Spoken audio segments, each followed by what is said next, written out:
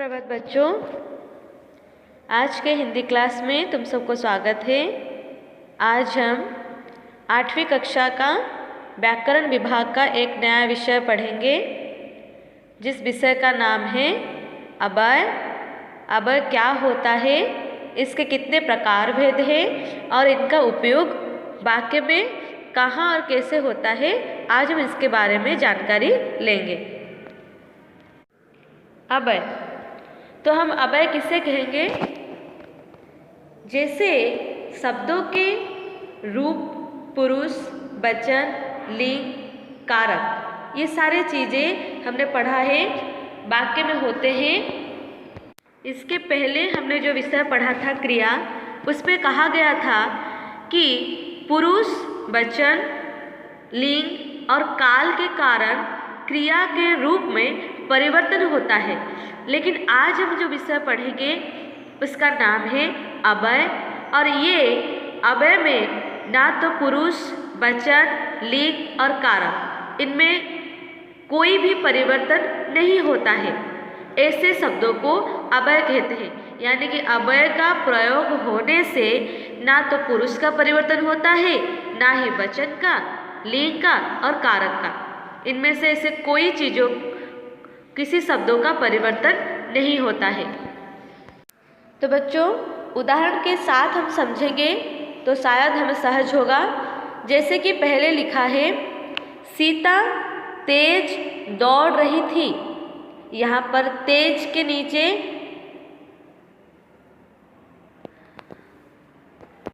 अब हम इस अव्यय को उदाहरण के साथ समझेंगे कि क्या कहा गया है। जैसे कि यहाँ पर लिखा गया है, सीता तेज दौड़ रही थी, वह मेरे सामने गिर पड़ी।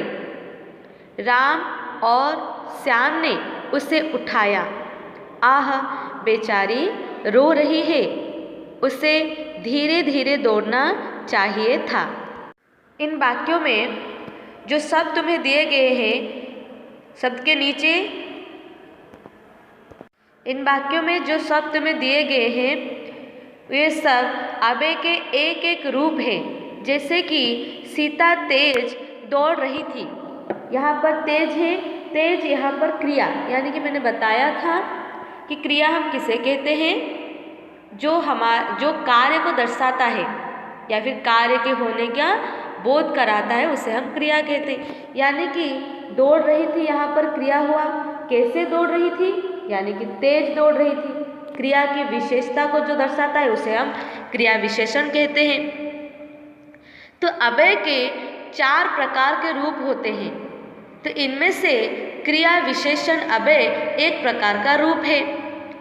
तो ये जो शब्द दिया गया है, जैसे कि तेज, सामने और आह, धीरे धीरे, तो ये सारे चीज़ें अव्यय के एक एक रूप होते हैं।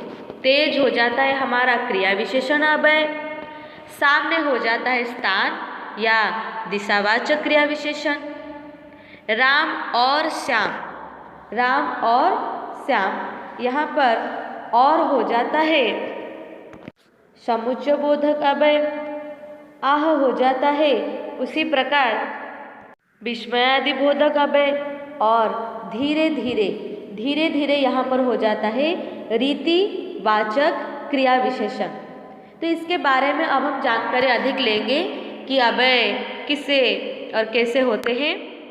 इन वाक्यों में तेज, सामने और आह, धीरे धीरे जैसे शब्दों के रूप, पुरुष, वचन, लिंग, कारक आदि के कारण कभी नहीं बदलते। ये सारे चीज़ों अव्यय में नहीं दिखाई देता। अतः ऐसे शब्दों को हम अव्यय कहते हैं। जिन शब्दों के कारण वाक्य में कोई परिवर्तन नहीं होता है, उसे हम अव्यय कहते हैं। यानी कि अव्यय का मुख्य 4 प्रकार के भेद होते हैं। पहला क्रिया विशेषण अव्यय, दूसरा संबंध सूचक अव्यय, तीसरा समुच्चय बोधक अव्यय और चौथा विस्मयादि बोधक अव्यय। तो पहला अव्यय क्या होता है? क्रिया। अभी मैंने कहा था, क्रिया का मतलब जो कार्य के होने का हमें बोध कराता हो। तो फिर क्रिया विशेषण क्या होता है? क्रिया की विशेषता को जो दर्शाता है उसे हम क्रिया विशेषण कहते हैं। यानी कि सीता तेज दौड़ रही थी, वाक्य में तेज शब्द क्रिया विशेषण है, क्योंकि दौड़ रही थी हो गया क्रिया। दौड़ना, खिलाना, पिलाना, सुलाना, ये सब एक एक क्रिया होता है। तो दौड़ रही थी, कैसे दौड़ रही थी? तेज, यानी कि ये क्रिया का विशेषण को दर्शाता है, क्रिया विशेषण। जो दौड़ रही थी वो क्रिया का विशेषता बतला रहा थे, इसलिए इसे हम क्रिया विशेषण कहेंगे। जो अव्यय क्रिया की विशेषता को बतलाता है उन्हें हम क्रिया विशेषण अव्यय कहते हैं। क्रिया विशेषण अव्यय जो होता है वो किसी, जैसे कि क्रिया के काल, स्थान, रीति, परिमाण आदि को सूचित करता है। काल के अनुसार कैसा क्रिया विशेषण होता है, रीति के अनुसार, स्थान और परिमाण के अनुसार कैसा होता है, अब हम इसके बारे में जानकारी लेंगे। जैसे कि पहले लिखा है कालवाचक क्रिया विशेषण, जो कि क्रिया की विशेषता को दर्शाता हो लेकिन काल के रूप में। काल का मतलब वर्तमान, भूतकाल और भविष्यकाल, यानी कि समय की जो सूचना हमें देती हो काल के रूप में। जैसे कि उसने कहा है वह हमेशा खुश रहता है, हमेशा का मतलब हर दिन, यह भी एक काल है। राम शीघ्र लौट आएगा, जल्दी, यह भी काल है, समय। मैं कल पूरी जाऊंगा, ये भूतकाल, ये भविष्यकाल है। तुम बार बार पढ़ो, बार बार भी काल को दर्शाता है, लगातार। तो ऐसे आजकल, आज, परसों, पहले, सर्वदा, सुबह, तुरंत, निरंतर, ये सारे शब्द जो है वो कालवाचक क्रिया विशेषण अव्यय कहलाते हैं, क्योंकि ये काल यानी कि समय को दर्शाते हैं। उसी प्रकार स्थान और दिशावाचक क्रिया विशेषण, स्थान यानी कि एक जगह का नाम या फिर जगह का विशेषता। उसी प्रकार दिशावाचक, जैसे कि राम भीतर गया है, भीतर एक स्थान।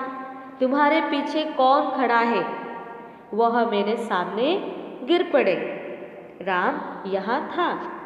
यह निकट, पास, सर्वत्र, बाहर, अंदर, भीतर, वहाँ, ऊपर, नीचे, इधर उधर, दाएं बाएं, ये सारे, आगे किधर उधर, ये सारे स्थान और दिशावाचक क्रिया विशेषण अव्यय होते हैं, क्योंकि ये स्थान और दिशा को दर्शाता है।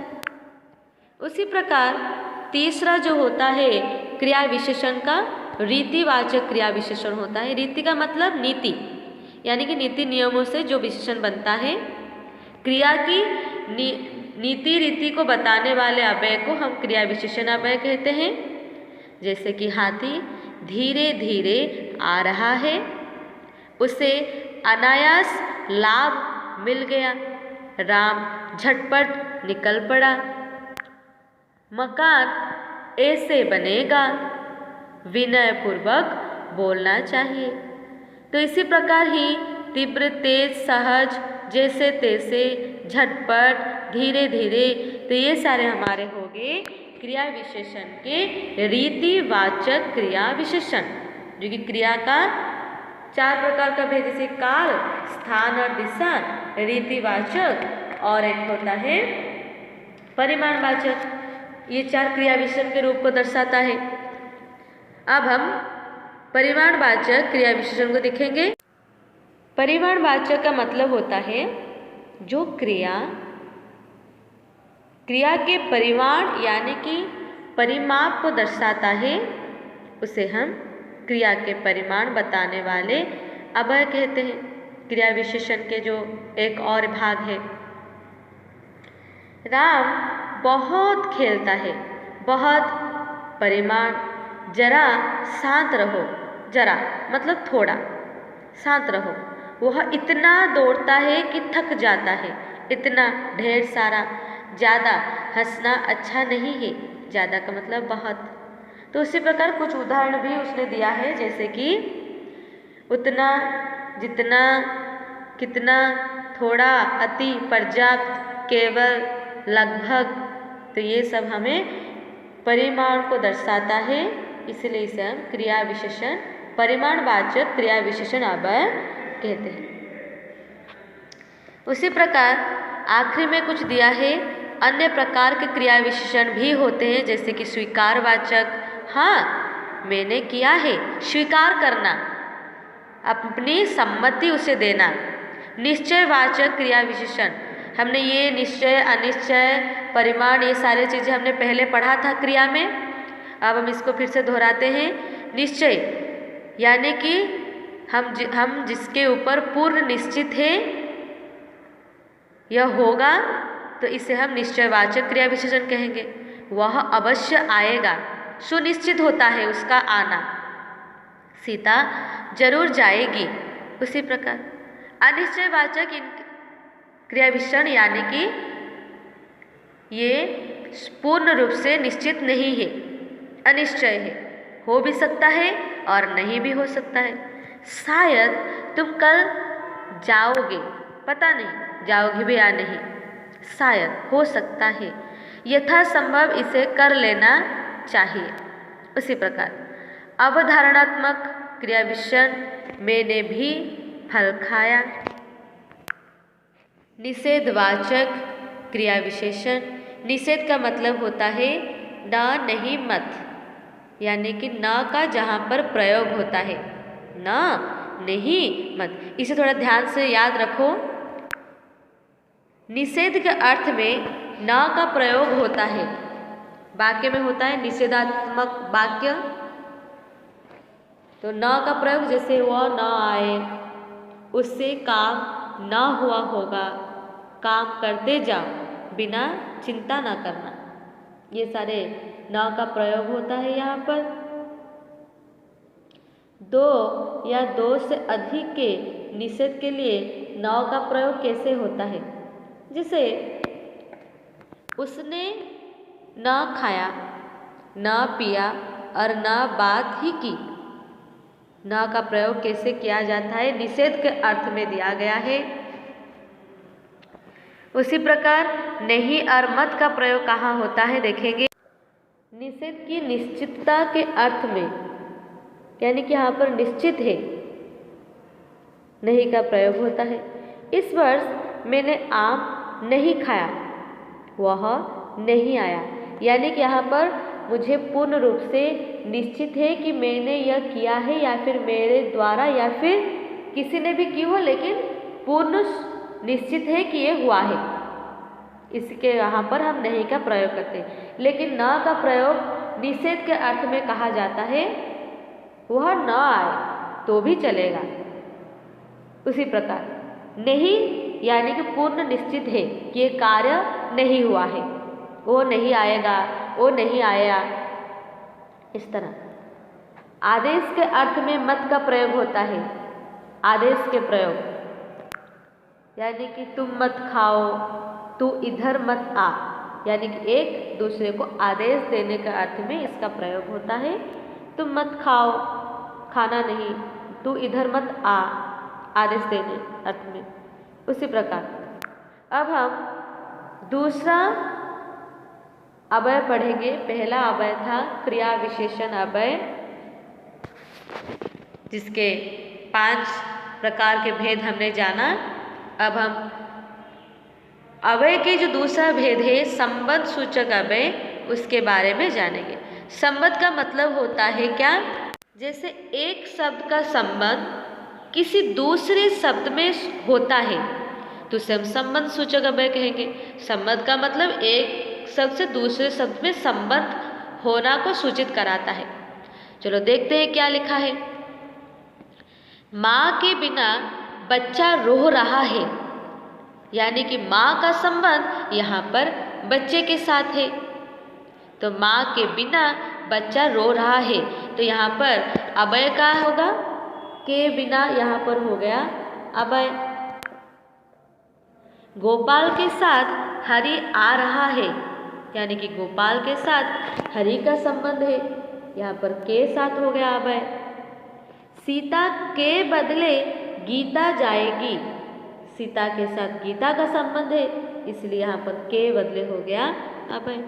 तो इन वाक्य में के बिना, के साथ, के बदले शब्द क्रमशः बच्चे के साथ माँ का, गोपाल के साथ हरि का और सीता के साथ, गीता के साथ सीता का संबंध सूचित कराता है। अतः हम संबंध सूचक अवय उसे कहेंगे जिस अवय से किसी संज्ञा या सर्वनाम शब्द का संबंध किसी अन्य शब्द से सूचित होता है। यानी कि एक शब्द का संबंध किसी दूसरे शब्द में अगर संबंध हुआ तो उसे हम संबंधवाचक अवय कहेंगे या फिर संबंध सूचक अवय कहते हैं। जैसे कि उसका उदाहरण कुछ दिया गया है, पहले, बाद, ऊपर, नीचे, आगे, पीछे। यानी कि के लगकर, के पहले, के बाद, के ऊपर, के नीचे, के आगे, के पीछे, के का प्रयोग यहाँ पर होता है। संबंध सूचक अवय में के का प्रयोग होता है। इसका मतलब के साथ जो शब्द जुड़ा हुआ होता है उसे हम संबंध सूचक अवय कहेंगे। अब हम अवय का तीसरा भेद के बारे में जानेंगे, जिसका नाम है समुच्चय बोधक अवय। यानी कि यह अवय सबसे अलग है। तुम लोग वाक्य को देखकर समझ ही गए होंगे। इसे हम क्या कहेंगे, जैसे कि अवय शब्दों या वाक्यों को जोड़ते हैं अथवा अलग करने का काम जो करता है उसे हम समुच्चय बोधक अवय कहते हैं। जैसे कि राम और श्याम खेल रहे हैं, यहाँ पर एक वाक्यों को जोड़ने का काम करता है और, तो यहाँ पर और हो जाता है समुच्चय बोधक अवय। उसी प्रकार मैं कटकयापुरी जाऊंगा, यह भी एक वाक्य को जोड़ने का काम करता है। परिश्रम करो ताकि जीवन सफल बन सके, मैंने कहा कि राम अच्छा लड़का है। इसी प्रकार दो वाक्यों को जोड़ने का काम या फिर दो शब्दों को जोड़ने का या फिर अलग करने का काम जो करता है उसे हम समुच्चय बोधक अवय कहते हैं। तो फिर इन वाक्यों में और, या, ताकि, की जैसे अवय दो पदों या दो वाक्यों को परस्पर जोड़ते हैं अथवा अलग करते हैं उसे हम समुच्चय बोधक अवय कहते हैं। ऐसे अवय कुछ प्रकार के होते हैं, उसने दिया है नीचे, देखेंगे क्या दिया है। संयोजक अवय, जैसे कि जोड़ने का काम जो करता है, और, एवं, व, तथा। वियोजक अवय, या, अथवा, वा, किंबा, चाहे चाहे, न कि, क्या क्या, नहीं तो। विरोध दर्शक अवय, विरोध करना यानी कि अलग, किंतु, परंतु, मगर, लेकिन, पर, बल्कि, वरन, इस प्रकार। परिमाण, इसलिए, अतएव, सो, अतः। उद्देश्यवाचक, कि, ताकि, जिससे। संकेत सूचक यानी कि यदि, अगर, तो। संकेत देना यद्यपि, तथापि, और स्वरूप दर्शक की, जैसे, मानो। तो ये हो गए सारे अवय। कौन सा अवय ये हो गया? समुच्चय बोधक अवय। अब हम देखेंगे अवय का चौथा यानी कि आखिरी भाग, जिसे हम कहेंगे विस्मयादि बोधक अवय। विस्मय यानी कि जो अपने मनोभाव को व्यक्त करने का जो रूप दर्शाता है, आश्चर्य होने का बोध कराता है या फिर डर जाने का बोध कराता है। विस्मय सूचक चिन्ह जैसा होता है विस्मयादि बोधक अवय। जैसे वाक्य में लिखा है, आहा बेचारी रो रही है, आश्वास न देना, छी यह मुझे पसंद नहीं, घृणा करना के रूप में। वाह ये कितना सुंदर है, यानी कि आश्चर्य के रूप में, अरे तुम वही हो। उसी प्रकार आश्चर्य हो या फिर घृणा हो या फिर कुछ और बड़ा, तो उसे हम विस्मय आदि बोधक अभय कहेंगे। इन वाक्यों में आह, ची, वाह, अरे आदि विविध मनोभावों को व्यक्त कराता है। अपने मनोभाव जैसे शोक, घृणा, हर्ष, प्रशंसा, खुशी का, विस्मय आदि आश्चर्य करा देने वाली बातें जो इस प्रकार के मनोभाव को व्यक्त कराता है, दर्शाता है, उसे हम विस्मय आदि बोधक अभय कहते हैं। तो अर्थ की दृष्टि से अभय यानी कि विस्मय आदि बोधक को भी 4 प्रकार में भाग किया गया है, जैसे विस्मय सूचक अभय, हर्ष सूचक, शोक सूचक एवं स्वीकार सूचक। और भी दिया गया है विस्मय में अरे क्या, सच, उसी प्रकार हर्ष में भी उसका उदाहरण, उसी प्रकार इस तरह कुछ उदाहरण दिए गए हैं। इसे हम विस्मय आदि बोधक के अभय में उपयोग करते हैं।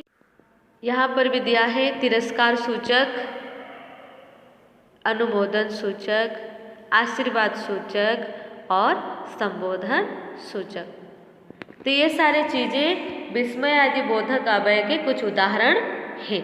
इसको व्यवहार करके हम वाक्य में विस्मय अभय को उपयोग करते हैं और इस तरह शब्दों यानी कि शब्दों को हम विस्मय आदि का अभय के रूप में जानते हैं।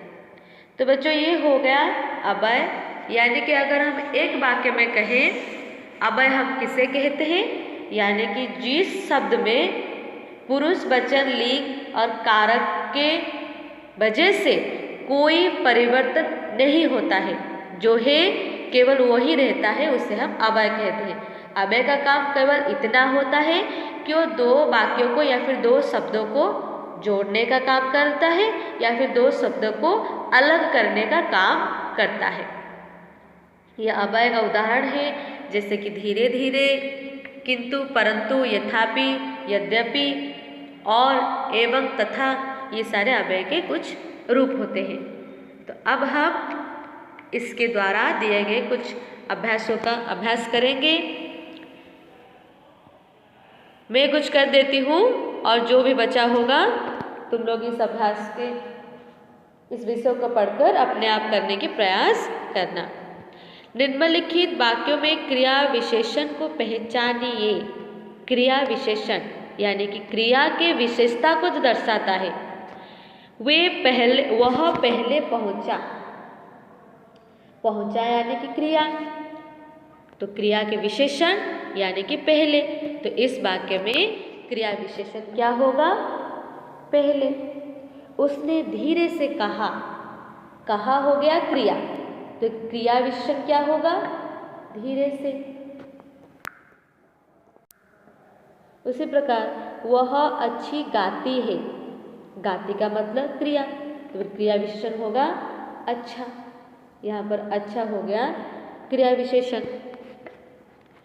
मैं बिल्कुल ही नहीं डरता, बिल्कुल हो गया यहाँ पर क्रिया विशेषण। वह कितना रोता है, कितना हो गया यहाँ पर क्रिया विशेषण। उसी प्रकार अभय के कितने प्रकार होते हैं और उसका नाम अपने आप खुद करना। तीसरे नंबर पर दिया गया है, नीचे वाक्यों में से अभय को छांटकर लिखना है।